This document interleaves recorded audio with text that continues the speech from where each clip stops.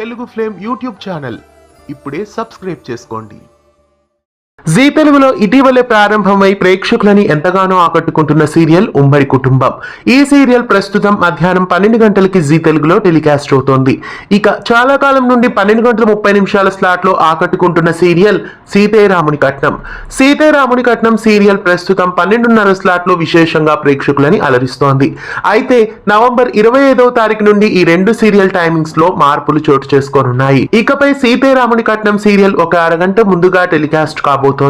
November 25 సోమవారం నుండి సీతారాముని కట్నం సీరియల్ ను మధ్యాహ్నం 12 గంటలకి టెలికాస్ట్ చేయబోతున్నారు.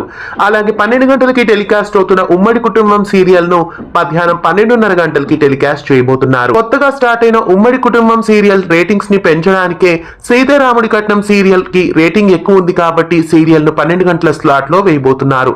ఇక ఉమ్మడి కుటుంబం ని 12:30 గంటలకి వేయబోతున్నారు. మరి ఉమ్మడి కుటుంబం రేటింగ్ పెరుగుతుందా లేదా అన్నది చూడాలి.